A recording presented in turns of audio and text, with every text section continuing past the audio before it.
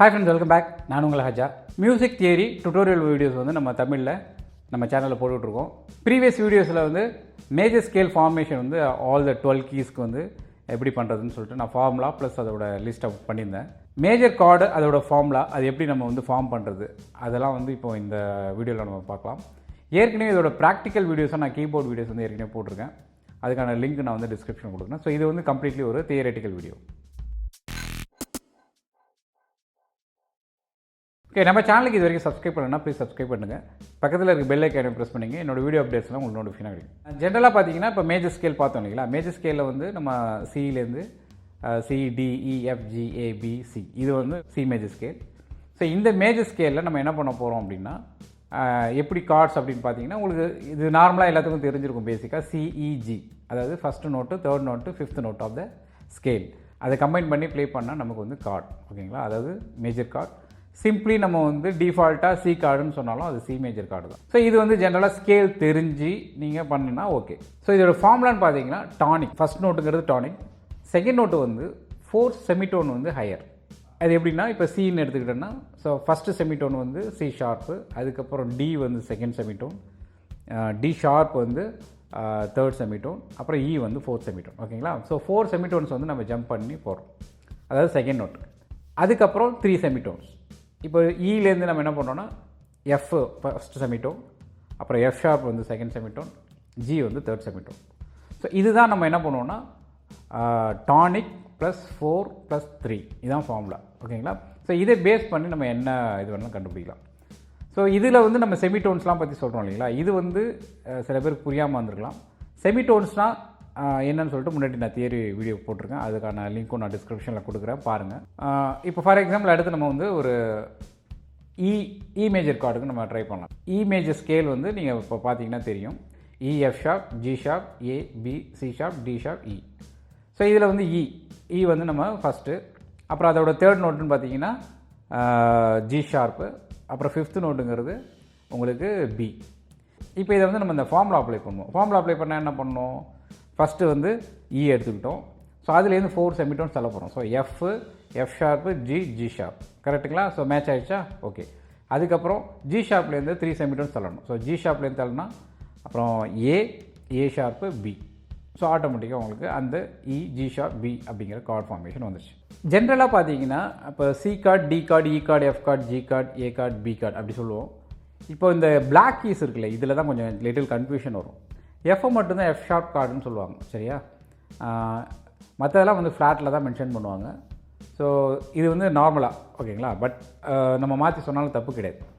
ஏன் அப்படின்னா அது நம்ம ஒரு இதில் வச்சு நான் எக்ஸ்பிளைன் பண்ணுறேன். ஏன் அப்படி சொல்லாமல் இருக்காங்க அப்படிங்கிறது வந்து உங்களுக்கு புரியும். இப்போது இப்போ வந்து என்ன பண்ணுவோன்னா சி ஷார்ப்பை வந்து சி ஷார்ப் கார்டுன்னு சொல்லிட்டு ஜென்ரலாக சொல்ல மாட்டாங்க. டி ஃப்ளாட்டு, அதே போல் E flat, A flat, B flat.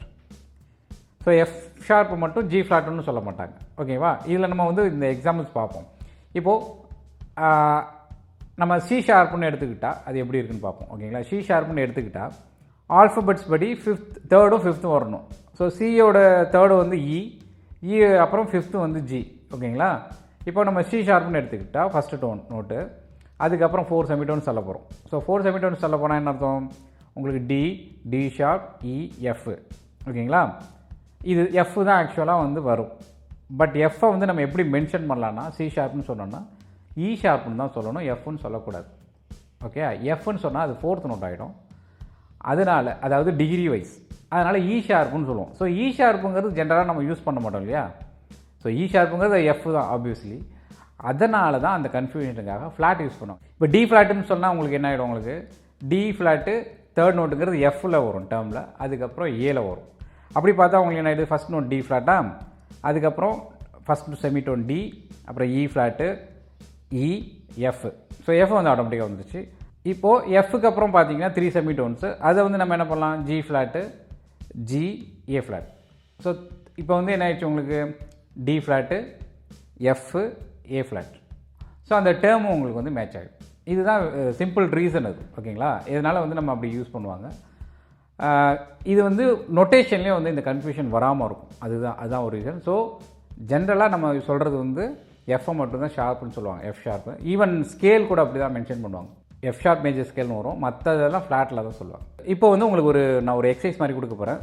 So நான் இப்போ வந்து ஒரு கார்டோட நேம் ஒன் பை ஒன் நான் வச்சுட்டு வரேன். ஸோ நீங்கள் ஃபார்ம் பண்ணுங்கள், பாஸ் பண்ணிவிட்டு நீங்கள் எழுதி இப்போ நான் லிஸ்ட் அவுட் பண்ணுறேன். அதுக்கப்புறம் ஒரு 5 செகண்ட்ஸ், எவ்ரி 5 செகண்ட்ஸ் கழிச்சு நான் லிஸ்ட் அவுட் பண்ணுறேன். எல்லா கார்டும் நீங்கள் கரெக்டாக எழுதிருக்கீங்களாங்கிறத செக் பண்ணிங்க.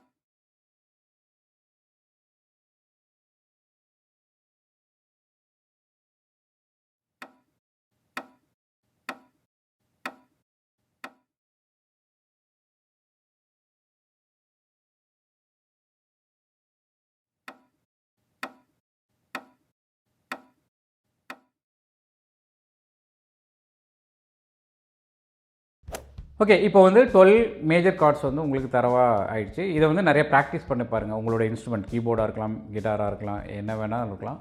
ஸோ அதில் வந்து நிறைய ப்ராக்டிஸ் பண்ணுங்கள். ப்ராக்டிக்கல் எக்ஸ்பீரியன்ஸாக வந்து இம்மிடியேட்டாக வந்து நம்ம இம்ப்ரூவைஸ் பண்ணும்போது இல்லை ஒரு ஜாம் பண்ணும்போது டக்குன்னு வந்துடும். ஆன்லைனில் வந்து மியூசிக் கிளாஸஸ் வந்து ஒரு மோர் தென் 18 இயர்ஸ் வந்து நான் கண்டக்ட் பண்ணிகிட்ருக்கேன். கிட்டத்தட்ட வந்து ஒரு 12+ கண்ட்ரீஸ்லேருந்து வந்து ஸ்டூடெண்ட்ஸ் இருக்காங்க. ஸோ உங்களுக்கு வந்து ஆன்லைன் கிளாஸஸ் தேவைப்பட்டுச்சுன்னா என்னை காண்டாக்ட் பண்ணலாம். ஸோ அதுக்கான லிங்க்கும் நான் கீழே கொடுத்துருக்கேன். ஸோ அதில் மூலமாக எனக்கு வந்து காண்டாக்ட் பண்ணலாம். இந்த வீடியோ ஏதோ ஒரு வகையில் உங்களுக்கு ஹெல்ப்ஃபுல்லாக இருந்திருக்கும் நம்புகிறேன். பிடிச்சிருந்தால் லைக் பண்ணுங்கள், ஷேர் பண்ணுங்கள். மீண்டும் இன்னொரு வீடியோவில் சந்திக்கலாம். நன்றி, பை பாய்.